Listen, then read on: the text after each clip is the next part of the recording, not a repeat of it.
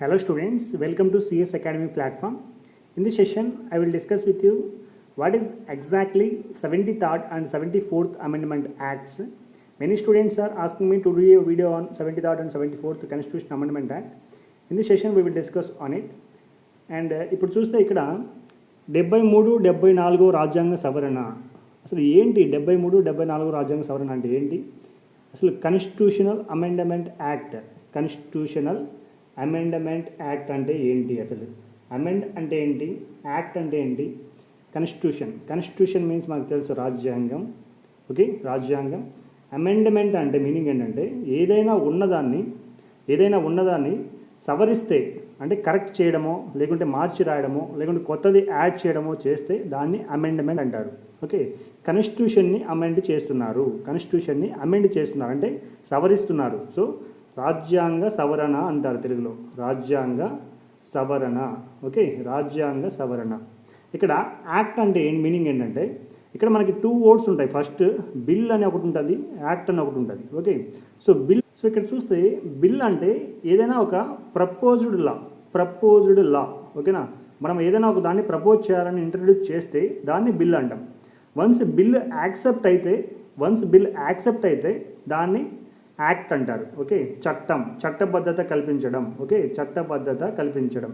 Okay, so bill వేరు, act వేరు. ఇక్కడ యాక్ట్ అంటే మీనింగ్ అంటే దానికి చట్టబద్ధత కల్పించారు, రాజ్యాంగ చట్టబద్ధత కల్పించడాన్ని ఈ యొక్క యాక్ట్ అని అంటారు. ఓకేనా, సో ఇక్కడ constitutional amendment act 73rd and 74th చూస్తే అసలు ఎందుకు ఈ 73rd, 74th అమెండ్మెంట్ యాక్ట్స్ రావడం జరిగింది, అసలు ఎందుకు 73, 74 ఇక్కడ?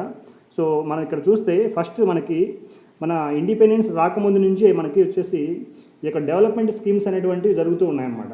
సో గాంధీ గారు ఇండిపెండెన్స్ వచ్చిన తర్వాత నుంచి ఆయన చెప్తున్నారు పల్లెలు వచ్చేసి దేశానికి వచ్చేసి పట్టు కొమ్మలు లాంటివి అని చెప్పేసి, అంటే పల్లెలు డెవలప్మెంట్ చేస్తే గ్రామీణ అభివృద్ధి జరిగితే దేశానికి అభివృద్ధి జరుగుతుంది అని చెప్పేసి. నెహ్రూ గారు అర్బనైజేషన్ మొత్తం చేసుకుంటూ వెళ్ళారు. సో క్వైట్ డిఫరెంట్గా ఉన్నారు ఇద్దరు. ఇక్కడ చూస్తే మనకి మన ఇండిపెండెన్స్ రాకముందు పూర్వకాలం నుంచి అంటే ఆర్యుల కాలం నుంచే మనకు వచ్చేసి గ్రామ సభలు గ్రామీణాభివృద్ధి పనులు జరుగుతున్నాయి అన్నమాట. సో ఆర్యుల కాలం నుంచే జరుగుతున్నాయి మనకి. ఇక్కడ గ్రామ సభలు, గ్రామ సమితిలు, సో ఇలాంటివి ఏర్పాటు చేస్తూ గ్రామానికి సంబంధించినటువంటి డెవలప్మెంట్ స్కీమ్స్ చేస్తూ జరగడం జరుగుతుంది.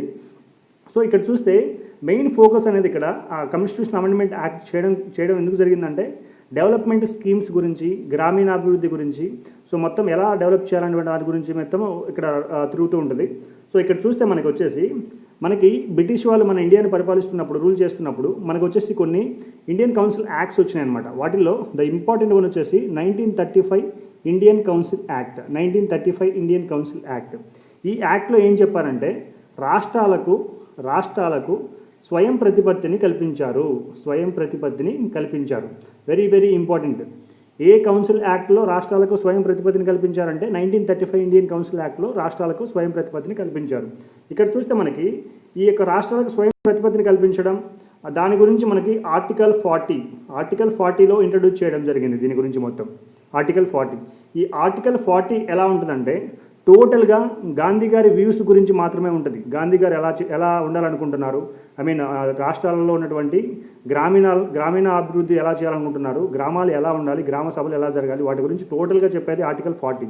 ఓకేనా, సో అందుకని ఈ ఆర్టికల్ని వచ్చేసి గాంధేయన్ ఆర్టికల్ అంటారు అనమాట. Gandhian article. Okay, very very important. Article 40ని గాంధేయన్ ఆర్టికల్ అంటారు.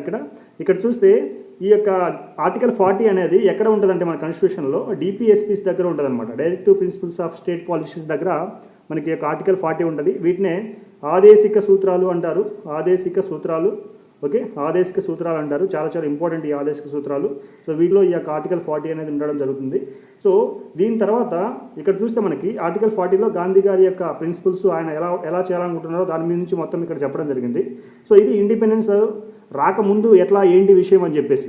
సో ఇప్పుడు ఇండిపెండెన్స్ వచ్చిన తర్వాత అంటే మనకు 1947 ఆగస్ట్ 15 తర్వాత ఇండిపెండెన్స్ వచ్చిన తర్వాత చూస్తే అంటే ఆఫ్టర్ ఇండిపెండెన్స్ చూస్తే మనకి ఇక్కడ సో 1947 ఆగస్ట్ 15. ఇప్పుడు ఇక్కడ చూస్తే మన ఇండియా ఇండిపెండెన్స్ వచ్చింది. ఇప్పుడు డెవలప్ చేసుకోవాలి, మన కంట్రీని వచ్చేసి మనం డెవలప్ చేసుకోవాలంటే ఏం చేయాలి, కొన్ని ప్లాన్స్ అనేటువంటివి ఇంప్లిమెంట్ చేయాలి. సో దానికోసము మన యొక్క గాంధీ గారి వచ్చేసి అనుచరులు కొందరు ఉంటారు. సో వాళ్ళల్లో శ్రీమన్నారాయణ అగర్వాల్, శ్రీమన్నారాయణ అగర్వాల్ ఈయన వచ్చేసి గాంధీ గారి అనుచరులు. ఈయన వచ్చేసి ఒక ప్లాన్ అనేది ఇంట్రడ్యూస్ చేశారు, అంటే డెవలప్మెంట్ కోసం, కంట్రీ యొక్క డెవలప్మెంట్ కోసం ఒక ప్లాన్ అనేది ఇంట్రడ్యూస్ చేశారు.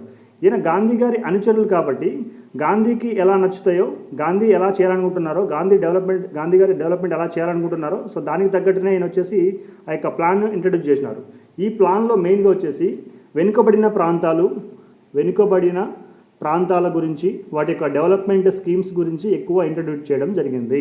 ఓకేనా, శ్రీమన్నారాయణ అగర్వాల్ యొక్క ప్లాన్ అనేది very very important, Srimannarayana Agarwal. Okay, so ఇక్కడ ఆ తర్వాత విటి కృష్ణమాచార్య అని ఆయన వచ్చేసి ఈయన కూడా ఒక ప్లాన్ అనేది ఇంట్రడ్యూస్ చేయడం జరిగింది. ఇది ఎప్పుడు ఇంట్రడ్యూస్ చేశారంటే విటి కృష్ణమాచార్య ఈయన వచ్చేసి మొత్తము గాంధీ గారు దేశం డెవలప్మెంట్ గురించి, గ్రామీణ ప్రాంతాల గురించే చూస్తున్నారు కనుక కాబట్టి, సో ఇక్కడ వచ్చేసి గాంధీ గారి బర్త్డే రోజు అంటే అక్టోబర్ 2న ఇది వచ్చేసి 1952 అక్టోబర్ 2న వచ్చేసి విటి కృష్ణమాచార్య గారు వచ్చేసి ఒక ప్లాన్ను ఇంట్రడ్యూస్ చేశారు. ఈ ప్లాన్లో ఈయన ఏం చెప్పారంటే, ఈయన ఒక ప్లాన్లో అని అంటే, సో ఈయన వచ్చేసి ఎక్కువగా ఫోకస్ చేసింది విద్య గురించి, గ్రామీణ విద్య అండ్ ఆరోగ్యం గురించి, ఒక వ్యవసాయం గురించి, వీటి గురించి ఎక్కువగా ప్రస్తావించడం జరిగింది ఈయన యొక్క విటి కృష్ణమాచార్య యొక్క ప్లాన్లో గురించి. సో ఇవన్నీ వచ్చేసి ఒక కమ్యూనిటీ గురించి డెవలప్ చేయాలా, ఒక ప్రాంతాన్ని, ఒక ఏరియాని డెవలప్ చేయడం గురించి పెట్టినాడు కాబట్టి దీన్ని వచ్చేసి మనం ఏమంటున్నామంటే కమ్యూనిటీ డెవలప్మెంట్ స్కీమ్ అంటున్నాం. Community development scheme or programme. Okay, దీన్నే కమ్యూనిటీ సిడిపి అంటున్నారు. చాలా ఇంపార్టెంట్, సిడిపి చాలా ఇంపార్టెంట్, ఇది గుర్తుపెట్టుకోండి. కమ్యూనిటీ డెవలప్మెంట్ స్కీమ్ ఎప్పుడు ప్రపోజ్ చేశారంటే 1952 అక్టోబర్ 2 గాంధీ జయంతి రోజు 1952 అక్టోబర్ 2న కమ్యూనిటీ డెవలప్మెంట్ ప్రోగ్రామ్ అనేది ఇంట్రడ్యూస్ చేయడం జరిగింది బై విటి కృష్ణమాచార్య. ఓకేనా, సో ఫస్ట్ వచ్చేసి మనకి ఎవరు, మన శ్రీమన్నారాయణ అగర్వాల్ అని ఆయన వచ్చేసి మనకి గాంధీ గారి యొక్క ప్రిన్సిపల్స్ని ఆయన ఎలా ఫాలో అవ్వాలనుకుంటున్నారో దాని గురించి మొత్తం చెప్పడం జరిగింది.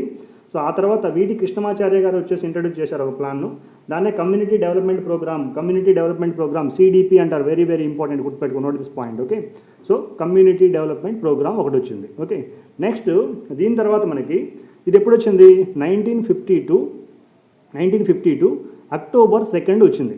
ఓకే, ఆ తర్వాత 1953 అక్టోబర్ 2 వీళ్ళు వచ్చేసి గాంధీ జయంతిని బాగా పట్టుకున్నారనమాట. సో గట్టిగా, ఎందుకంటే ఆ రోజే ఇంట్రడ్యూస్ చేయాలి. ఆ రోజు మనకి ఇక్కడ చూస్తే మన ఏపీ ఆంధ్రప్రదేశ్లో సచివాలయం కూడా మనకి ఆగస్ట్ 15 నుంచి స్టార్ట్ చేశారు. సో అక్టోబర్ 2 గాంధీ జయంతి గురించి గాంధీ గారు వచ్చేసి ఈ విధంగా గ్రామీణాభివృద్ధి చేయాలనుకున్నారని చెప్పేసి గాంధీ గారి గురించి ఎక్కువ ఫోకస్ చేశారు, గ్రామ సచివాలయాల గురించి. సో కాబట్టి అక్టోబర్ 2 నీట్గా పట్టుకున్నారు ఇక్కడ వీళ్ళు వచ్చేసి. సో ఇక్కడ కమ్యూనిటీ డెవలప్మెంట్ ప్రోగ్రామ్ వచ్చేసి ఇంట్రడ్యూస్ చేశారు. 1953లోకి వస్తే కన్నా నేషనల్ ఎక్స్టెన్షన్ సర్వీస్ స్కీమ్ అని చెప్పేసి, సో సర్వీస్ స్కీమ్స్ కొన్ని పెట్టారనమాట. సర్వీస్ చేయాలా, ప్రజలకు సర్వీస్ చేయాలా, ఎలా తిండి ఎలా పెట్టాలి, సో వీళ్ళకి ఎలా డిస్ట్రిబ్యూట్ చేయాలి, ఇదంతా వచ్చేసి సర్వీస్ స్కీమ్స్ గురించి ఇది 1953 అక్టోబర్ 2న ఇంట్రడ్యూస్ చేశారనమాట. ఇదేంటంటే national extension service scheme. Okay, దీన్నే తెలుగులో ఏమంటారంటే జాతీయ విస్తరణ సేవా సమితి. ఓకే, జాతీయ విస్తరణ సేవా సమితి అంటారు. ఓకేనా, నేషనల్ ఎక్స్టెన్షన్ సర్వీస్ స్కీమ్ ఇది ఎప్పుడు ఇంట్రడ్యూస్ చేశారంటే 1953, ఇది 1953. వెరీ వెరీ ఇంపార్టెంట్, ఈ రెండు చాలా ఇంపార్టెంట్, నోట్ చేసుకోండి. సో ఇక్కడ చూస్తే మనకి వచ్చేసి ఈ రెండు స్కీమ్స్ని ఇంట్రడ్యూస్ చేసిన తర్వాత, సో 1952, 1953లలో CDP community development programme and national extension service schemes అనేవి ఇంట్రడ్యూస్ చేసిన తర్వాత, ఆ తర్వాత ఈ రెండు స్కీమ్స్ ఎట్లా వర్క్ అవుతున్నాయి, కరెక్ట్గా వర్క్ అవుతున్నాయా లేదా, సో వాటి వల్ల సక్సెస్ వస్తుందా లేదా, సో వాటిని వచ్చేసి ఒక రివ్యూ అనేది ఇవ్వడం జరుగుతుంది. ఈ రివ్యూ కోసం మళ్ళీ ఒక కమిటీని ఏర్పాటు చేశారు. ఆ కమిటీని బల్వంత్ రాయ్ మెహతా కమిటీ. చాలా ఇంపార్టెంట్ ఇది బల్వంత్ రాయ్ మెహతా కమిటీ. సో ఈ కమిటీ వచ్చేసి మనకి మొత్తం వచ్చేసి చాలా కమిటీస్ వస్తాయి దీని తర్వాత. సో వాటిని ఎలా గుర్తుపెట్టుకోవాలి, ఒక హింట్ కూడా నేను ఇస్తాను. సో నీట్గా order by order one by one గుర్తుపెట్టుకోవడం కోసం సో నీట్గా వినండి, చివరి వరకు చూస్తారని చెప్పేసి ఆశిస్తున్నా. సో ఇక్కడ చూస్తే బల్వంత్ రాయ్ మెహతా కమిటీ అని ఆయన వచ్చేసి, ఈ కమిటీ వచ్చేసి ఒక రివ్యూ ఇస్తారు అనమాట దీని మీద. ఓకే, ఒక రిపోర్ట్ ఇస్తాడు. ఒక రిపోర్టు ఏమని ఇస్తాడు, అసలు ఈ సిడిపి ఎన్ఈఎస్సీలు ఎలా సక్సెస్ అయ్యాయా లేదా, సో వాటి గురించి ఏంటి విషయం అని చెప్పేసి ఈ కమిటీ ఏర్పాటు చేసింది ఎప్పుడంటే 1957 జనవరి 16న మనకు వచ్చేసి ఈ కమిటీని ఏర్పాటు చేస్తారు. కానీ ఈ కమిటీ మొత్తం స్టడీ చేసి రిపోర్ట్ ఎప్పుడు ఇస్తుందంటే మనకి నవంబర్లో ఇస్తుంది రిపోర్ట్ మనకి నవంబర్లో. సో టోటల్గా జనవరి 16 నుంచి నవంబర్ వరకు టైం తీసుకుంటుంది, మొత్తం స్టడీ చేసి సో ఎలా ఉంది ఏంటి అని చెప్పేసి రిపోర్ట్ చేస్తుంది అనమాట. రిపోర్ట్ చేసిన తర్వాత ఈయన కొన్ని వచ్చేసి ఇంట్రడ్యూస్ చేస్తారు ఈయన యొక్క ప్లాన్లో, ఈయన యొక్క కమిటీలో, ఆ బలవంతరాయ్ మెహతా కమిటీలో అసలు ఎలా ఉండాలి, ఎలా చేస్తే మనకి డెవలప్మెంట్ అనేది జరుగుతుందని చెప్పేసి ఈ బలవంతరాయ్ మెహతా కమిటీలో ఆ బలవంతరాయ్ మెహతా వచ్చేసి కొన్ని ఇంట్రడ్యూస్ చేశాడు. సో వాటిలో ఫస్ట్ వన్ చాలా చాలా ఇంపార్టెంట్ బలవంతరాయ్ మెహతా కమిటీ. ఇక్కడ మీరు నీట్గా వినండి. సో వీటి తర్వాత వచ్చే కమిటీస్ కూడా నేను చెప్తాను. సో మనకి వచ్చేసి ఆర్డర్ చూసుకుంటే టోటల్గా ఇక్కడ రాస్తాను చూడండి. So first Balwantrai Mehta committee, Ashok Mehta committee, Balwantrai Mehta committee, Ashok Mehta committee, Dantwala committee, ఇక్కడ చూస్తే Hanumantha Rao committee, GVK Rao committee and Singhvi committee, Thungon committee. Okay, Singhvi committee and Thungon committee. ఇవి వచ్చేసి మనకు మొత్తము సంథింగ్ 7 వచ్చేసి మనకు కమిటీస్ ఉంటాయి ఇక్కడ. సో దీని తర్వాత ఇంకో కమిటీ ఉంటుంది, అది కూడా తర్వాత చెప్తాను, 8th కమిటీ. సో ఇక్కడ చూస్తే మనకి ఇక్కడ హింట్ ఏంటంటే order first Balwantrai Mehta committee, Ashok Mehta committee, Dantwala committee, Hanumantha Rao committee, GVK Rao committee and Singhvi committee and Thungon committee. ఓకేనా, ఇవి 7 కమిటీస్ అండ్ 8th వన్ కూడా ఉంటుంది. సో ఇక్కడ గుర్తుపెట్టుకోవడానికి హింట్ ఏంటంటే బ్యాడ్ హెచ్ఆర్ఎస్టీ. ఓకేనా, జస్ట్ గుర్తుపెట్టుకోవడం కోసం ఆర్డర్ ఎలా ఉంటుందని చెప్పేసి. ఫస్ట్ మనకు బి చూసుకుంటే బి వచ్చేసి బల్వంతరాయ్ మెహతా కమిటీ. ఓకేనా, ఈ కమిటీ రిపోర్ట్ చేస్తారనమాట. ఇదేని గురించి నేషనల్ ఎక్స్టెన్షన్ సర్వీస్ స్కీమ్ గురించి అండ్ కమ్యూనిటీ డెవలప్మెంట్ స్కీమ్ గురించి, కమ్యూనిటీ డెవలప్మెంట్ ప్రోగ్రామ్ గురించి. సో చేసిన తర్వాత ఈ బలవంతరాయ్ మెహతా తన కమిటీలో ఏం చెప్తారంటే అసలు వచ్చేసి ఒక ప్రాంతము, ఒక ఏరియా, ఒక విలేజ్ అనేటువంటిది ఒక గ్రామీణ అభివృద్ధి జరగాలి అని అంటే అది వచ్చేసి డీసెంట్రలైజేషన్లో ఉండాలి. డీసెంట్రలైజేషన్ రూలింగ్ అంటే ప్రజా వికేంద్రీకరణ జరిగితే రూలింగ్ అనేది వికేంద్రీకరణ జరిగితే డెవలప్మెంట్ అనేది ఆటోమేటిక్గా జరుగుతుంది. అంటే ఫర్ ఎగ్జాంపుల్ ఒక ఏరియా తీసుకుంటే, ఒక ప్రాంతం తీసుకుంటే, ఒక పంచాయతీ తీసుకుంటే, ఈ పంచాయతీని వచ్చేసి రూల్ చేయడానికి, పంచాయతీని వచ్చేసి డెవలప్ చేయడానికి మన స్టేట్లో ఫర్ ఎగ్జాంపుల్ సీఎం గారు వచ్చేసి ఇక్కడికి వచ్చేసి రూల్ చేయాలి. సీఎం గారు ఈ ఊరిని వచ్చేసి డెవలప్ చేయాలంటే కష్టం అనమాట. ఫర్ ఎగ్జాంపుల్ పీఎం ఉంటారు, పీఎం గారు ఈ స్టేట్కి వచ్చేసి రూల్ చేయాలి, ఇక్కడే వచ్చేసి ఆయన డెవలప్ చేయాలంటే కష్టం. సో కాబట్టి ఏ ప్రాంతీయ పార్టీకి సంబంధించి ఆ బాడీస్కి సంబంధించిన ప్రజలు వచ్చేసి అక్కడే డెవలప్మెంట్ చేసుకుంటే కదా బాగుంటుంది అని చెప్పేసి ఈయన ఇంట్రడ్యూస్ చేసింది. ఫస్ట్ పాయింట్ ఏంటంటే డీసెంట్రలైజేషన్ చేస్తే మనకు వచ్చేసి డెవలప్మెంట్ అనేది మంచిగా జరుగుతుందని చెప్పేసి ఈ యొక్క బలవంతరాయ్ మెహతా కమిటీలో ఫస్ట్ పాయింట్ చెప్పడం జరిగింది. ఆ తర్వాత వచ్చేసి ఈ డెవలప్మెంట్ అనేది 3 అంచెల విధానం చాలా చాలా ఇంపార్టెంట్. 3 అంచెల విధానం, దీన్నే 3 టైర్ పాలసీ అంటారు. 3 టైర్ పాలసీ చాలా చాలా ఇంపార్టెంట్. అసలు ఈ 3 టైర్ పాలసీ అంటే ఏంటి, అసలు 3 అంటే మీనింగ్ ఏంటంటే ఇక్కడ డెవలప్మెంట్ అనేది 3 స్టేజెస్లో జరుగుతుంది. ఫస్ట్ వచ్చేసి జిల్లా లెవెల్, ఓకే, జిల్లా లెవెల్లో, ఆ తర్వాత బ్లాక్ లెవెల్, ఆ తర్వాత పంచాయతీ లెవెల్. ఓకేనా, అసలు ఈ 3 చాలా చాలా ఇంపార్టెంట్ లెవెల్స్. 3 టైర్ పాలసీని క్వశ్చన్ ఇక్కడ ఎలా అడుగుతారంటే 3 టైర్ పాలసీని ఇంట్రడ్యూస్ చేసినటువంటి కమిటీ ఏది? Which of the following is introduced this 3 tier policy? Balwantrai Mehta committee, Ashok Mehta committee, Dantwala committee, like this they will give the options. Okay, so 3 tier పాలసీని ఇంట్రడ్యూస్ చేసింది బలవంతరాయ్ మెహతా కమిటీ. సో అట్లనే అశోక్ మెహతా కమిటీ కూడా ఒక పాలసీని ఇంట్రడ్యూస్ చేస్తే అది కూడా చెప్తాను నెక్స్ట్.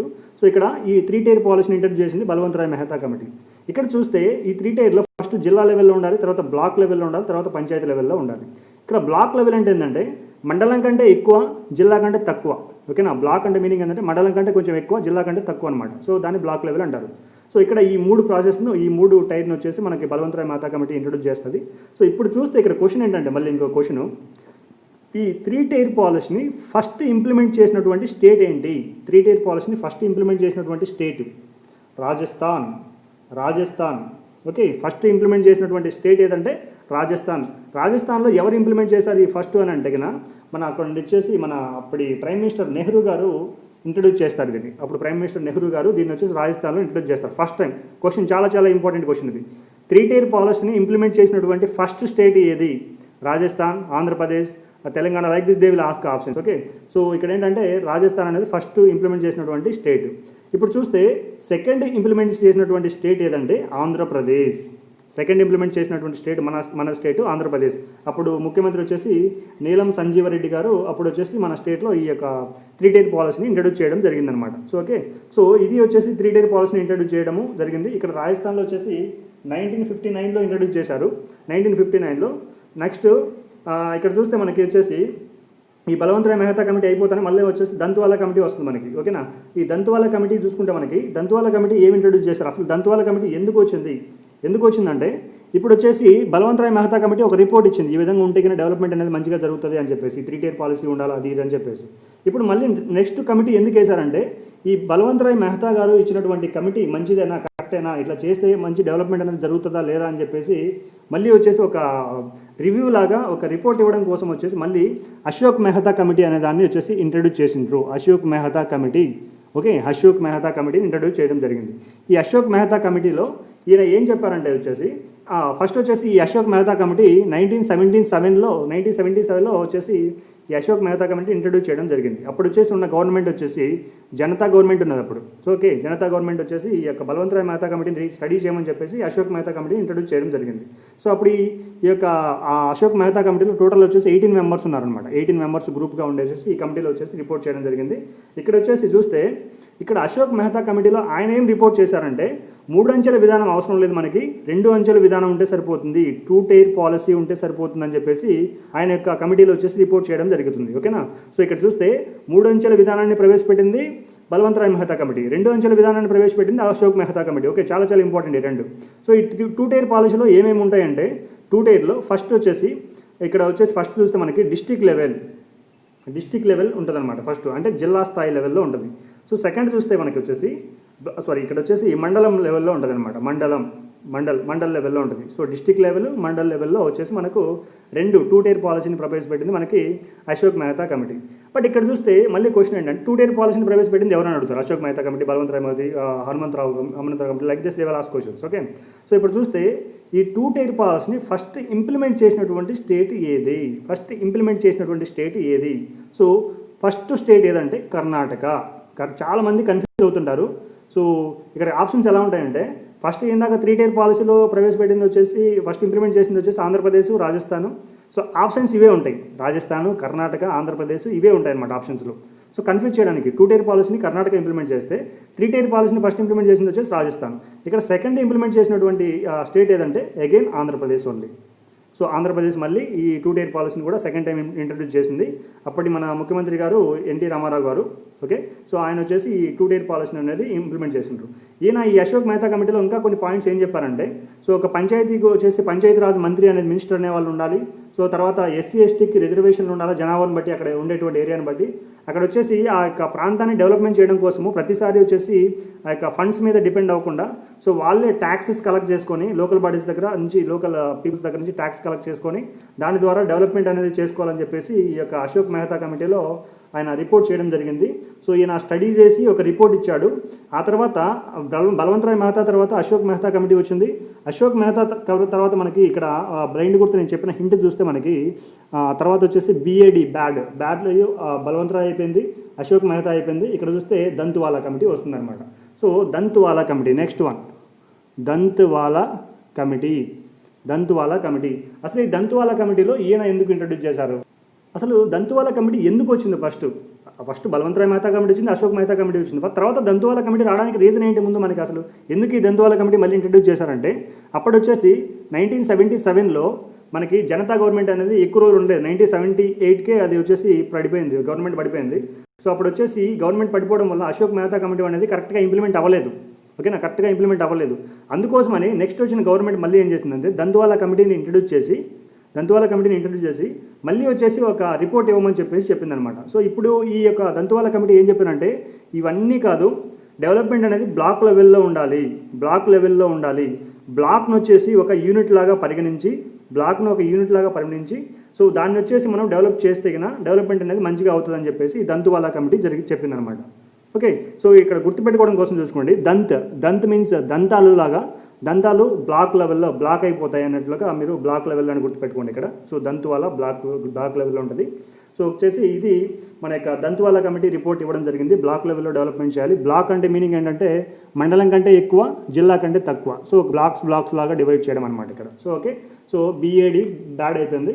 సో హెచ్ఆర్లో హెచ్ అంటే హనుమంతరావు కమిటీ. ఓకేనా, సో ఈ కమిటీలో మళ్ళీ అసలు హనుమంతరావు కమిటీ ఎందుకు ఇంట్రడ్యూస్ చేశారంటే సో మనకి దంతువాల కమిటీ 1978లో వచ్చింది, ఓకేనా. సో మళ్ళీ హనుమంతరావు కమిటీని ఒక ఇంట్రడ్యూస్ చేసి హనుమంతరావుని కూడా మీరు ఒక కమిటీ ఇవ్వండి అని చెప్పేసి చెప్తే హనుమంతరావు ఈ కమిటీని వచ్చేసి ఇంట్రడ్యూస్ చేసింది 1984లో. ఎందుకంటే ఇయర్స్ పెరిగే కొద్దీ మనకు వచ్చేసి ఒక చేంజెస్ అనేవి వస్తుంటాయి కాబట్టి, సో ఇక్కడ కూడా అది 1978లో, ఇది 84లో, దగ్గర వచ్చేసి మనకి 6 years గ్యాప్ ఉంది కాబట్టి మళ్ళీ ఒక కమిటీని ఏర్పాటు చేయడం జరిగింది నెక్స్ట్ ఫామ్ అయినటువంటి గవర్నమెంట్. సో అప్పుడు వచ్చేసి ఈ యొక్క హనుమంతరావు కమిటీ ఏం చెప్పాడంటే, ఈయన వచ్చేసి డిస్టిక్ లెవెల్లో ఉండాలి, డిస్టిక్ లెవెల్ని వచ్చేసి ఒక యూనిట్గా పరిగణించి దాంట్లో డెవలప్మెంట్ చేస్తే మనకు వచ్చేసి మంచిగా డెవలప్ అవుతుందని చెప్పేసి ఈ యొక్క హనుమంతరావు కమిటీ చెప్పడం జరిగింది డిస్టిక్ లెవెల్లో. సో దీనికి వచ్చేసి ఒక జిల్లా స్థాయి ప్రణాళికలు ఉండాలి, జిల్లా స్థాయి ప్రణాళికలు వేసుకొని సో డెవలప్మెంట్ చేస్తే మంచిగా ఉంటుంది ఇంకా మనకి. సో దాన్ని వచ్చేసి ఒక యూనిట్గా పరిగణించి మనకు వచ్చేసి డెవలప్ చేయాలా. సో వీటన్నిటి ఇంట్రడ్యూస్ చేసింది వచ్చేసి మనకు ఈ యొక్క హనుమంతరావు కమిటీలో ఈ యొక్క హనుమంతరావు గారు వచ్చేసి ఇంట్రడ్యూస్ చేయడం జరిగింది. సో మనకి వచ్చేసి ఇప్పటివరకు బ్యాడ్ అయిపోయింది, సో హెచ్ అయిపోయింది. నెక్స్ట్ చూస్తే ఆర్ అంటే రావు కమిటీ. రావు మీన్స్ జీవీకే రావు అని అంటారు. సో జీవీకే రావు గారు మళ్ళీ వచ్చేసి ఒక కమిటీ వచ్చేసి ఆయన కమిటీ ద్వారా మనకు కొన్ని ఇంట్రడ్యూస్ చేశారు మళ్ళీ. అసలు ఈ కమిటీలన్నిటువంటి రావడానికి ఇక్కడ చూస్తే జీవీకే రావు కమిటీ. అసలు ఇన్ని కమిటీలు వేస్తే అసలు ఎక్కడ డెవలప్మెంట్ జరుగుతుందా లేదా, ఎందుకు ఇన్ని కమిటీలు వేస్తున్నాం, ఒక కమిటీ వేస్తే దాన్ని ఇంప్లిమెంట్ చేయొచ్చుగా లేదా, సో ఏంటనేటువంటి మొత్తం స్టడీ చేసింది జీవీకే రావు గారు. సో ఇన్ని కమిటీలు వేసినా మనకు వచ్చేసి డెవలప్మెంట్ ఎందుకు జరగట్లేదో స్టడీ చేసి 1985లో హనుమంతరావు కమిటీ, 1984 ఇక 1985లో జీవీకే రావు గారి కమిటీ వచ్చింది. సో ఇక్కడ వచ్చేసి ఇవన్నీ లేకుండా ఫస్ట్ మనం ఫోకస్ చేయాల్సింది గ్రామీణ అభివృద్ధినే ఫోకస్ చేయాలి. గాంధీ గారు చెప్పింది గ్రామాలు దేశానికి పట్టుకొమ్మలు లాంటివి అని చెప్పారు. సో గ్రామాలంటే డెవలప్మెంట్ అయితే ఆటోమేటిక్గా దేశం డెవలప్మెంట్ అవుతుందని చెప్పేసి గ్రామీణ అభివృద్ధి అనేది చేయాలి. దాని తర్వాత పేదరిక నిర్మూలన చేయాలి. ఓకే, తర్వాత వచ్చేసి మనకి డీసెంట్రలైజేషన్ చేస్తే అంటే ప్రజా వికేంద్రీకరణ చేస్తే మనకు వచ్చేసి డెవలప్మెంట్ అనేది ఆటోమేటిక్గా అవుతుంది. అసలు ఇవన్నీ ఎందుకు, ఈ 3 levels 2 levels 3 tier 2 tier ఇవన్నీ అవసరం లేదు మనకి. సో గ్రామాన్ని అభివృద్ధి చేసుకోవాలి. ఎలా అభివృద్ధి చేయాలి, తర్వాత పేదరికాన్ని ఎలా నిర్మూలన చేయాలి.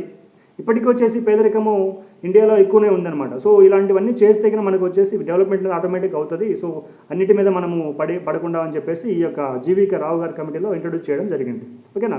సో ఇప్పుడు ఇవన్నీ చేసిన తర్వాత ఈ డెవలప్మెంట్ అనేది జరుగుతుంది, okay, what ever it maybe జరుగుతుంది అనుకుందాం. సో ఇప్పుడు చూస్తే లోకల్ బాడీస్లో లోకల్గా సెల్ఫ్గా వాళ్ళు డెవలప్మెంట్ చేసుకుంటున్నారు, గ్రామీణాభివృద్ధిని అక్కడ ఉండేటువంటి ప్రజలు డెవలప్మెంట్ చేసుకుంటున్నారు, ట్యాక్స్లు తీసుకుంటున్నారు. సో అన్నీ చేసుకున్న తర్వాత ఇక్కడ చూస్తే మనకి బ్యాడ్ హెచ్ఆర్ అయిపోయింది. ఆ తర్వాత ఎస్ అంటే సింఘ్వి, టీ అంటే Thungon committee, Singhvi. Next Singhvi committee వచ్చింది. అసలు ఈ సింఘ్వి కమిటీ ఎందుకు వచ్చిందంటే ఇక్కడ చూస్తే అసలు స్థానిక సంస్థలకు వచ్చేసి స్థానిక సంస్థలకి రాజ్యాంగ హోదా కల్పిస్తే ఆ బాడీస్కి కొంచెం పవర్ వస్తుంది. ఓకే, స్థానిక సంస్థలకు కొంచెం పవర్ వచ్చింది అనుకోండి. సో ఆటోమేటిక్గా వాళ్ళ దగ్గర కూడా కొంచెం పవర్ ఉంది కాబట్టి వాళ్ళు డెవలప్ చేసుకోవడానికి వాళ్ళు కొంచెం పవర్ సీట్ చేసుకొని కొంచెం డెవలప్ చేయడానికి వచ్చేసి మంచి ఛాన్సెస్ ఉంటాయన్నమాట. సో అందుకని సింఘ్వి గారు సో రాజ్యాంగ సంస్థలకు రాజ్యాంగ హోదా కల్పించిన కమిటీ ఏదంటే కనుక మనకు సింఘ్వి కమిటీ ఉంది. చాలా important, very very very important question. So మనం అన్ని ఏపీపీఎస్సీలో ఎక్స్పెక్ట్ చేయొచ్చు ఈ క్వశ్చన్. సచివాలయం ఇంజనీరింగ్ అసిస్టెంట్ ఎగ్జామ్స్ కూడా, ఎందుకంటే 73rd-74 అమెండ్మెంట్ యాక్ట్ ఇంజనీరింగ్ అసిస్టెంట్కి ఉంది. సో లాస్ట్ సెప్టెంబర్లో అడగలేదు, బట్ ఈసారి మనం ఎక్స్పెక్ట్ చేయొచ్చు జూన్ జూలైలో జరిగే ఎగ్జామ్స్లో. సో కాబట్టి ఈ యొక్క సింఘ్వి కమిటీ చాలా ఇంపార్టెంట్. సో నెక్స్ట్ వచ్చేసి ఈ యొక్క పవర్స్ ఇవ్వడం తర్వాత గ్రామాలకు ఎన్నికలు జరుగుతున్నాయి. నెక్స్ట్ ఎన్నికలు ఎలా జరగాలంటే కన్నా స్వచ్ఛంద ఎన్నికలు జరగాలి. సో ఇవన్నీ చెప్పింది వచ్చేసి మనకు సింఘ్వి గారు చెప్పారు. సో ఇక్కడికి మనకి సింఘ్వి కమిటీ కంప్లీట్ అయిన తర్వాత మనకు వచ్చేసి లాస్ట్ తుంగన్ కమిటీ వస్తుందన్నమాట. అసలు ఈ తుంగన్ కమిటీ ఎందుకు వేశారు ఫస్ట్ మనకి ఏదైనా కమిటీ వేశారంటే ఈ కమిటీ ఎందుకు వేశారు, ఎందుకు రావాలి, ఎన్ని కమిటీస్ ఎందుకు రావాలని ఆలోచించాలి ఫస్ట్ మనం. ఓకే, సో ఇక్కడ చూస్తే తుంగన్ కమిటీ చూస్తే ఈ తుంగన్ కమిటీ ఎందుకు వచ్చిందంటే ఈ యొక్క సింఘ్వి గారు స్వచ్ఛంద మన రాజ్యాంగ హోదా కల్పించారు, స్థానిక సంస్థలకు రాజ్యాంగ హోదా కల్పించారు. ఓకే, ఈ స్థానిక సంస్థలకు రాజ్యాంగ హోదా కల్పించడం అనేది మంచిదా కాదా, ఓకే ఇది కరెక్టా కాదా, ఇవ్వచ్చా అసలు రాజ్యాంగ హోదా, స్థానిక సంస్థలకు రాజ్యాంగ హోదా ఇవ్వచ్చునా లేదా అనేటువంటి దాని గురించి తుంగన్ కమిటీ వేశారు. ఈ తుంగన్ కమిటీ ఏం చెప్పిందంటే స్థానిక సంస్థలకు రాజ్యాంగ హోదా ఇస్తే చాలా మంచిది, సో ఆ డెవలప్మెంట్ అనేది జరుగుతుంది, సో వాళ్ళకి పవర్స్ వస్తాయని చెప్పేసి చెప్పడం జరిగింది తుంగన్ కమిటీ. సో ఇక్కడ వచ్చేసి సింఘ్వి చెప్పింది కరెక్ట్ అని యాక్సెప్ట్ చేయడం జరిగింది తుంగన్ కమిటీ, ఓకేనా. సో లాస్ట్ ఒక కమిటీ ఉంది, అదే వచ్చేసి V N Gadgil V N Gadgil committee ఉంది. ఈ కమిటీ ఏం చెప్పిందంటే ఫైనల్గా 3 అంచెల విధానం 3 tier పాలసీ బల్వంత్ రాయ్ మెహతా గారు ప్రవేశపెట్టినటువంటి 3 అంచెల విధానము చాలా మంచిది. సో దాన్ని ఇంప్లిమెంట్ చేయాలి, అప్పుడే డెవలప్మెంట్ మంచిగా జరుగుతుంది. సో ఒక district level, block level, panchayat level, grama panchayat లెవెల్లో ఉండాలి ఎప్పుడైనా కూడా. సో అప్పుడే డెవలప్మెంట్ బాగా జరుగుతుందని చెప్పేసి ఈ యొక్క విఎన్ గాడ్గిల్ గారు చెప్పడం జరిగింది. ఆ తర్వాత ఎలక్షన్స్ జరగాలి. ఎలక్షన్స్ వచ్చేసి ఎవ్రీ 5 years ఒకసారి ఎలక్షన్స్ మన పంచాయతీలకు జరగాలి. ఇన్ కేసు జరగకపోతే కన్నా 6 months ఒకసారి 6 months గ్యాప్లో ఇన్ కేసు 5 years టెన్యూర్ అయిపోయిన తర్వాత, కాల పరిమితి అయిపోయిన తర్వాత 6 months లోపల మళ్ళీ వచ్చేసి ఎలక్షన్స్ పెట్టాలి ఖచ్చితంగా. అండ్ ఎస్సీ ఎస్టీ మహిళలకు వచ్చేసి ఈ యొక్క లోకల్ రిజర్వేషన్స్ కల్పించాలి. సో వీటన్నిటి గురించి చెప్పింది వచ్చేసి విఎన్ గాడ్గిల్ గారు. సో ప్రజెంట్ వచ్చేసి మనం ఇంప్లిమెంట్ చేస్తున్నాము. ఈ యొక్క బల్వంత్ రాయ్ మెహతా గారు ఫస్ట్ చెప్పిన కమిటీనే మనకు వచ్చేసి యూజ్ అయింది. ఆ తర్వాత వచ్చిన కమిటీలు అన్నీ వచ్చేసి వేస్ట్ అయిపోయాయి. సో కాబట్టి మనకు వచ్చేసి బల్వంత్ రాయ్ మెహతా గారు చెప్పిన కమిటీలు వచ్చేసి చాలా బాగుందని చెప్పేసి అందరూ దాన్ని ఇంప్లిమెంట్ చేస్తున్నారు ఇప్పుడు. సో ఇప్పుడు చూస్తే మనకి మళ్ళీ ఇప్పుడు ఇన్ని కమిటీలు వచ్చాయి మనకి ఫైనల్గా. సో ఈ కమిటీలు అన్నీ వచ్చిన తర్వాత మొత్తం కమిటీలు వచ్చింది మొత్తం వచ్చేసి మనకి గ్రామ పంచాయతీలను డెవలప్ చేయడం కోసము, గ్రామ పంచాయతీలను డెవలప్మెంట్ చేయడం కోసము వీటికి రాజ్యాంగ హోదా కల్పించాలి. సో అందుకని చెప్పేసి వీటిని రాజ్యాంగంలో పొందుపరచడం కోసము గ్రామాలను, పట్టణాలను, మున్సిపాలిటీలను పొందుపరచడం కోసం మనకు వచ్చేసి 73, 73 and 74th అమెండ్మెంట్ యాక్ట్స్ వచ్చేసి 1952లో ఇంట్రడ్యూస్ చేయడం జరిగింది. ఓకేనా, వాటిని యాక్ట్స్ లాగా కన్వర్ట్ చేసింది వచ్చేసి 1993 April 24th మనకు వచ్చేసి వీటిని 73, 74 అమెండ్మెంట్స్ జరగడం జరిగింది. ఓకేనా, అవి యాక్ట్ లాగా కన్వర్ట్ అయిపోయాయి. సో 73 వచ్చేసి గ్రామ పంచాయతీల గురించి, 74 వచ్చేసి మున్సిపాలిటీల గురించి. కానీ పంచాయతీలు and municipalities very very important for all APSC exams, very very important. Please note this point here. Okay, 73 and 74 constitutional amendment acts వచ్చేసి 1993 April 24th వచ్చేసి ఇంప్లిమెంట్ చేయడం జరిగింది ఇండియాలో. సో ఇక్కడ చూస్తే మనకి 73, 74 రాజ్యాంగ సవరణలు ఏంటి, ఎప్పుడు ఇంట్రడ్యూస్ చేశారు ఏంటంటే 73, 74 రాజ్యాంగ సవరణలు చూస్తే, సో రెండు వచ్చేసి 1993 April 24th వచ్చేసి ఇంప్లిమెంట్ చేయడం జరిగింది. ఇక్కడ చూస్తే ఇది వచ్చేసి మనకి గ్రామ పంచాయతీల గురించి, ఇది వచ్చేసి మున్సిపాలిటీల గురించి, ఓకేనా, పట్టణాల గురించి. సో ఇక్కడ చూస్తే 73వ రాజ్యాంగ సవరణని ఎక్కడ ఇంట్రడ్యూస్ చేశారు, మన రాజ్యాంగంలో ఎక్కడ ఇంట్రడ్యూస్ చేశారంటే మనకు వచ్చేసి మొత్తము మనకి ఇండిపెండెన్స్ వచ్చిన తర్వాత టోటల్గా వచ్చేసి 10 schedules ఉన్నాయి అన్నమాట. 10 schedules, ఓకే, 10 schedules ఉన్నాయి. ఆ తర్వాత 73, 70. ఇంకోటి విషయం ఏంటంటే అసలు ఈ 73, 74 ఏంటంటే మనకి 1993కి ముందు రాజ్యాంగాన్ని 72 సార్లు సవరించడం జరిగింది. అంతకుముందు వచ్చేసి 72 అమెండ్మెంట్స్ యాక్ట్స్ చేయడం జరిగింది, 72 సార్లు సవరించడం జరిగింది. సో నెక్స్ట్ 1993 తర్వాత April 24th 73rd amendment, 74th amendment రావడం జరిగింది. ఓకే, అంతే. 73, 74 అంటే అదే. 73, 74 అంటే 1993కి ముందు వచ్చేసి 72 అమెండ్మెంట్స్ జరగడం జరిగింది, 72 సార్లు సవరించారు. ఓకే, ఆ తర్వాత వచ్చి మనకు సవరణలు ఏంటంటే 73వ సవరణ, 74వ సవరణ. 73ది వచ్చేసి పంచాయతీల గురించి, 74 వచ్చేసి మున్సిపాలిటీల గురించి. ఓకే, అదే 73, 74 ఏంటని చెప్పేసి చాలామంది అనుకుంటుంటారు. సో ఇక్కడ 73, 74 అంటే 72 వరకు మనకు సవరణ జరిగింది అంతకుముందు. సో ఇప్పుడు వచ్చేసి 73, 74 సవరణ జరిగింది. ఇక్కడ మనకు వచ్చేసి అంతవరకు 93 వరకు వచ్చేసి మనకు 10 షెడ్యూల్ మాత్రమే ఉన్నాయి. ఇప్పుడు ఈ పంచాయతీలను వచ్చేసి 11వ షెడ్యూల్, 11th షెడ్యూల్లో యాడ్ చేయడం జరిగింది. 11th షెడ్యూల్, ఓకేనా, దీన్ని వచ్చేసి 12th షెడ్యూల్లో యాడ్ చేయడం జరిగింది. సో ఇప్పుడు మనకు వచ్చేసి టోటల్గా 12 షెడ్యూల్స్ ఉన్నాయి. ఫస్ట్ 10 ఉన్నాయి, తర్వాత 2 యాడ్ చేశారు, టోటల్గా 12 షెడ్యూల్స్ అయినాయి అనమాట మనకి. ఓకే, సో టోటల్గా మనకి 12 షెడ్యూల్స్ అయినాయి. ఇప్పుడు ఆర్టికల్ చూస్తే ఇక్కడ చూస్తే మనకి మొత్తం వచ్చేసి 11th, 12th షెడ్యూల్ యాడ్ చేయడం తర్వాత ఇక్కడ డ్యూటీస్ ఏమేమి ఉన్నాయంటే టోటల్గా 29 డ్యూటీస్ ఉన్నాయి ఇక్కడ మనకి. 29 డ్యూటీస్ ఉన్నాయి ఇక్కడ. ఓకే, టోటల్గా ఎన్ని డ్యూటీస్ ఉన్నాయి ఇక్కడ? 29 డ్యూటీస్. ఇక్కడ వచ్చేసి మనకు 18 డ్యూటీస్ ఉన్నాయి. ఓకే, 18 ఈ విధులు అనమాట. వీటిని ఏమంటారు అంటే విధులు. ఇక గ్రామ పంచాయతీ యొక్క షెడ్యూల్ 11th షెడ్యూల్లో ఉన్నటువంటి విధులు వచ్చేసి 29, ఇక్కడ వచ్చి టోటల్గా 18 డ్యూటీస్ ఉన్నాయి, 18 విధులు ఉన్నాయన్నమాట. ఓకే, సో ఇక్కడ చూస్తే వీటిని షెడ్యూల్లో ఎంటర్ చేయడం జరిగింది. ఓకేనా, అండ్ ఇక్కడ చూస్తే మనకు వచ్చేసి ఏ ఆర్టికల్లో వీటిని ఇంట్రడ్యూస్ చేశారంటే 243, 243 ఆర్టికల్లో ఇంట్రడ్యూస్ చేయడం జరిగింది. అంటే 73వ రాజ్యాంగ సవరణ ద్వారా జరిగినటువంటి గ్రామ పంచాయతీలు వచ్చేసి మనకి ఏ ఆర్టికల్ నుంచి ఏ ఆర్టికల్ ఉంటాయంటే 243 నుంచి 243O, ఇది 2403 కాదు, 243O ఇది. ఓకే, 243O అంటే 243A, 243B, 243C, D, E, F, G, H, I, J, K, L, M, N, O వరకు వస్తుంది అనమాట. సో ఓకేనా, సో అప్ టు 243O వరకు. ఓకే, టోటల్గా మనకు వచ్చేసి 16 ఆర్టికల్స్ 16 ఆర్టికల్స్ మనకి పంచాయతీల మీద ఉంటాయన్నమాట. ఓకే, ఇక్కడ చూస్తే మనకి ఇది వచ్చేసి నెక్స్ట్ ఎక్స్టెన్షన్ 243 ఓ అయిపోయింది కదా. సో తర్వాత ఏమొస్తుంది, పీ వస్తుంది. 243 పీ నుంచి 243 జెడ్జీ 243 జెడ్జీ. అసలు ఏంటి జెడ్జీ అంటే మీనింగ్ ఏంటంటే 243 పీ తర్వాత 243 క్యూ వస్తుంది, R S T U V W X Y Z. ఆ తర్వాత మళ్ళీ ఎక్స్టెన్షన్ కోసం 243 జెడ్ఏ 243 జెడ్బి 243 జెడ్సి, ఇట్లా జెడ్బి సిడిఈఎఫ్జిహెచ్ అని చెప్పేసి జెడ్జీ వరకు వచ్చాయన్నమాట. ఓకే, సో టోటల్ ఇవి వచ్చేసి మనకు 74th and 73rd amendment acts ఇవి వచ్చేసి. సో ఇక్కడ చూస్తే మనకి ఈ యొక్క మొత్తం ఆర్టికల్స్ వచ్చేసి 16 ఉన్నాయి మనకి 73 అమెండ్మెంట్ యాక్ట్స్లో. సో వాటిల్లో కొన్ని ఆర్టికల్స్ చూద్దాం మనము, ఎట్లా ఏంటి అసలు ఈ ఆర్టికల్స్ ఎలా ఉంటాయి, ఎలా మనం వచ్చేసి ఈ ఆర్టికల్స్ అని చెప్పేసి చూస్తే. ఇంకా మనకి ఫస్ట్ వచ్చేసి మనకు ఫస్ట్ 243A కదా మనకు వచ్చేది. ఫస్ట్ ఇక్కడ వచ్చేసి 243A. సో ఈ ఏం చెప్తుందంటే గ్రామ సభ గురించి చెప్తుంది అనమాట. ఓకే, గ్రామ సభ గురించి చెప్తుంది. ఇప్పుడు మళ్ళీ 243B చూస్తే 243B చూస్తే మనకు వచ్చేసి 3 అంచెల విధానాన్ని ఇంప్లిమెంట్ చేయడం గురించి చెప్తుంది. ఓకే, అండ్ ఇక్కడ చూస్తే 20 లక్షల కంటే తక్కువ జనాభా ఉంటే, అంటే 20 lakhs కంటే తక్కువ జనాభా ఉంటే మనకు వచ్చేసి 2-tier పాలసీ సరిపోతుంది. మనకు బ్లాక్ లెవెల్ అవసరం లేదు. 3-tier పాలసీ అంటే ఏంటి, district level, block level, panchayat level. ఇది ఎప్పుడు ఇంప్లిమెంట్ చేయాలంటే 20 లక్షల కంటే ఎక్కువ జనాభా ఉంటే, 20 lakhs కంటే ఎక్కువ జనాభా ఉన్నప్పుడు మనకు 3-tier పాలసీని ఇంప్లిమెంట్ చేయాలి. అదే ఒక ప్రాంతంలో 20 lakhs కంటే తక్కువ జనాభా ఉంటే మనకు 2-tier పాలసీ సరిపోతుంది అని చెప్పేసి ఇక్కడ చెప్పడం జరుగుతుంది. అండ్ ఇది వచ్చేసి 243B. అండ్ 243C చూస్తే మనకు వచ్చేసి పంచాయతీల నిర్మాణం. ఓకే, పంచాయతీ ఫార్మేషన్ అంటారు. నెక్స్ట్ 243D వచ్చేసి లేడీస్కి, ఎస్సీ ఎస్టీకి లేడీస్కి రిజర్వేషన్ గురించి చెప్పేది వచ్చేసి ఈ యొక్క గ్రామీణ పంచాయతీలో రిజర్వేషన్ గురించి చెప్పేది వచ్చేసి మనకు 243D. ఓకే, అండ్ ఎస్సీ ఎస్టీకి వచ్చేసి రిజర్వేషన్ 1/3 ఉండాలి. ఓకే, సో నెక్స్ట్ 243Eకి వస్తే కన్నా సో టెన్యూర్ అంటే ఏంటంటే పదవీ కాలం 5 years ఉండాలి అని చెప్పేది వచ్చేసి 243. ఓకే, ఇన్ కేసు రద్దు అయితే కన్నా 6 నెలల లోపు మళ్ళీ ఎలక్షన్ జరగాలని చెప్తుంది. ఓకే, ఇది నెక్స్ట్ ఈ ఎఫ్ వచ్చేసి మనకి 243Fకి వస్తే మనకు అర్హతలు అంటే మీనింగ్ ఏంటంటే ఎవరైనా పోటీ చేయాలనుకుంటే వాళ్ళ అర్హతలు ఏముండాలి, వాడి ఏజ్ 21 years ఉండాలి. అదే ఎమ్మెల్యేకి అర్హత అయితే కన్నా 25 years ఉండాలి. అదే లోకల్ సర్పంచ్ వీటికి అయితే 21 years ఉండాలి. ఓటు హక్కు వేయాలంటే 18 years ఉండాలి.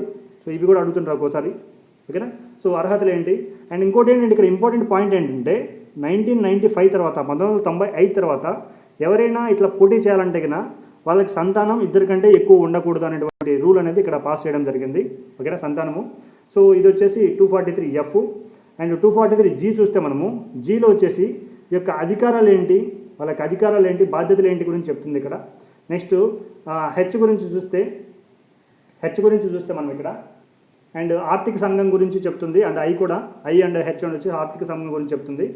అండ్ కే వచ్చేసి మనకు ఎలక్షన్ నిర్వహణ ఎలా చేయాలా, ఎలక్షన్స్ ఎలా చేయాలో మనం మొత్తం చెప్తుంది. అండ్ ఎల్ వచ్చేసి కేంద్ర పాలిత ప్రాంతాలు మనకి యూనియన్ టెరిటరీస్ ఉంటాయి. యూనియన్ టెరిటరీస్ గురించి చెప్తుంది మనకి ఇక్కడ. సో వాటికి వచ్చేసి మనకు స్పెషల్ కేటగిరీ ఇవ్వాలని చెప్పేసి చెప్తుంది. And 243M. సో ఎం వచ్చేసి ఏం చెప్తుందంటే ఆదివాసీ ప్రాంతాలు ఉంటారు కదా మనకి వచ్చేసి ఆదివాసీ ప్రాంతాలు. సో వీళ్ళు ఏంటంటే ఆదివాసీ ప్రాంతాలకు వచ్చేసి కొంచెం స్పెషల్గా వాళ్ళకి వచ్చేసి సపరేట్గా ఉండాలి. సో ఎందుకంటే వీళ్ళకి వచ్చేసి పంచాయతీల కిందకి రావు కాబట్టి వాళ్ళకి సపరేట్గా ఎలక్షన్ జరగడం, వాళ్ళకి సపరేట్ గురించి చేయడం వచ్చేసి దీని గురించి ఒక యాక్ట్ తీసుకొని వచ్చిండ్రు. దాన్నే పెసా యాక్ట్ అంటారు. ఈ పెసా యాక్ట్ వచ్చేసి 1996లో వచ్చింది. 1996లో వచ్చింది పెసా యాక్ట్. చాలా చాలా ఇంపార్టెంట్. అసలు ఈ పెసా యాక్ట్ ఏంటంటే Panchayat extension to schedule areas. Panchayat extension to schedule areas. Okay, very very important. అంటే ఈ పంచాయతీలను షెడ్యూల్ ఏరియాస్ వరకు ఎక్స్టెన్షన్ చేసిన విధానాన్ని పెసా అంటారు. దీన్ని 1996లో ఇంప్లిమెంట్ చేశారు. సో ఇది ఎస్పెషల్లీ ఫర్ షెడ్యూల్ వాళ్ళకి వచ్చేసి 6 ఆర్టికల్స్ ఉన్నాయి మొత్తం మనకి ఇక్కడ. సో 73rd అమెండ్మెంట్ యాక్ట్లో. అండ్ 74th అమెండ్మెంట్ యాక్ట్ చూస్తే ఇక్కడ కూడా సేమ్ 243P నుంచి 243ZG వరకు ఉన్నాయి. 243ZG వరకు ఉన్నాయి. ఓకే, ఇక్కడ చూస్తే కొన్ని మనం చూస్తే 243P 243Q చూస్తే మున్సిపాలిటీస్ గురించి చెప్తుంది. ఆర్ చూస్తే మనకు వచ్చేసి మున్సిపల్ ఫార్మేషన్ గురించి చెప్తుంది, మున్సిపల్ ఎలా ఫామ్ అవ్వాలి ఏంటి విషయం అని చెప్పేసి. అండ్ 243T వచ్చేసి సీట్స్ గురించి, వాటి యొక్క రిజర్వేషన్ గురించి, seats and reservation of this municipalities గురించి చెప్తుంది అనమాట. సో యూ వచ్చేసి మనకి వచ్చేసి టెన్యూర్ అంటే కాల పరిమితి ఎంత ఉండాలి ఏంటి అని చెప్పేసి యూ చెప్తుంది. అండ్ వి వచ్చేసి వాళ్ళ అర్హతలు ఏంటి, అనర్హతలు ఏంటి గురించి చెప్తుంది. అండ్ డబ్ల్యూ వచ్చేసి 243W వచ్చేసి వాళ్ళ యొక్క అధికారాలు ఏంటి వాటి గురించి చెప్తుంది. సో ఇక్కడ వచ్చేసి 243 ఎక్స్ చూస్తే మనకి ఇక్కడ వాళ్ళ యొక్క ఆదాయాలు ఏంటి, వాటి యొక్క వనరులు ఏంటి గురించి చెప్తుంది అనమాట. ఆదాయాలు వనరుల గురించి చెప్పేది వచ్చేసి 243X. ఓకే, అండ్ అట్లనే 243Y చూస్తే ఇది ఒక ఆర్థిక సంఘం గురించి చెప్తుంది. వాళ్ళ యొక్క ఆర్థిక పరిస్థితులు ఏంటి, వాళ్ళకి ఆర్థిక సంఘం ఒకటి ఫామ్ చేసుకోవడము. సో ఒక స్టేట్లో చూసుకుంటే ఆర్థిక సంఘాన్ని మన గవర్నర్ ఫామ్ చేస్తాడు. అదే సెంట్రల్లో చూస్తే రాష్ట్రపతి ఫామ్ చేస్తాడు. సో అట్లనే సో జెడ్ చూస్తే ఇక ఆడిట్స్ ఎలా జరుగుతున్నాయి ఏంటి అనేటువంటి ఆడిట్స్ అనేటువంటి చేయడం జరుగుతుంది ఇక్కడ. ఓకే, అండ్ జెడ్ఏ జెడ్బి జెడ్సి ఇక్కడ వచ్చేసి ఎలక్షన్ బోర్డు ఎలా ఉంటుంది, యూనియన్ టెరిటరీస్కి ఎలా ఫామ్ చేస్తాము, సో కొన్ని ప్రాంతాలకు షెడ్యూల్ ప్రాంతాలకు మినహాయింపు ఎలా ఇస్తాము అనేటువంటి మొత్తం ఇక్కడ చెప్పడం జరుగుతుంది టోటల్గా. సో ఇది వచ్చేసి మనకి 73, 74 అమెండ్మెంట్ యాక్ట్. సో ఈ ఆర్టికల్స్ కూడా అడిగడానికి ఛాన్సెస్ ఎక్కువ ఉంటాయి. సో కాబట్టి మీరు గుర్తుపెట్టుకోవడానికి ట్రై చేయండి. ఇక్కడ కూడా ఇది ఆర్డర్ కూడా అడుగుతుంటాడు ఒక్కోసారి, ఏ కమిటీ ఎప్పుడు వచ్చింది, దానికి ముందు వచ్చింది, తర్వాత వచ్చింది ఏదని చెప్పేసి ఒక్కోసారి మల్టిపుల్ చాయిస్లో అడుగుతుంటాడు ఈ విధంగా. సో కాబట్టి సో ఈ క్లాస్ మీకు యూజ్ అయిందని అనుకుంటున్నాను. సో ఇన్ కేస్ ఏదైనా డౌట్స్ ఉంటే కామెంట్ బాక్స్లో కామెంట్ చేయండి. ఇన్ కేసు మీకు ఏదైనా తెలియని పాయింట్ ఉంటే కన్నా సో వచ్చేసి డిస్క్రిప్షన్లో యాడ్ చేస్తాను, ఇక మెటీరియల్ కానీ ఏదైనా కూడా. సో ఇది టోటల్గా మనకు వచ్చేసి మనకు ఇండియాలో జరిగినటువంటి మొత్తము ఫస్ట్ రూలింగ్ అప్పటి నుంచి బ్రిటిష్ వాళ్ళ దగ్గర నుంచి మనకి ఇప్పటి వరకు జరిగినటువంటి డెవలప్మెంట్స్ ఎలా ఉన్నాయి, ఏ కమిటీలు ఉన్నాయి, సో 73, 74 అమెండ్మెంట్ యాక్ట్స్ ఎప్పుడు జరిగింది, సో ఇక నేషనల్ ఎక్స్టెన్షన్ సర్వీస్ స్కీమ్ ఏంటి, ఓకే, కమ్యూనిటీ డెవలప్మెంట్ ప్రోగ్రామ్ ఏంటి, ఎన్డీపీ, సో సిడిపి, సో ఓకేనా. సో ఇలా వచ్చేసి మనకు టోటల్గా ఇవన్నీ ఉన్నాయి. సో ఇంపార్టెంట్ పాయింట్స్ మొత్తం డిస్కస్ చేశాను. సో టోటల్గా ఓవర్గా సో ఈ క్లాస్ మీకు అర్థమైంది అనుకుంటున్నాను. So thank you for watching. Please subscribe the channel, please share for your friends. Okay, thanks a lot.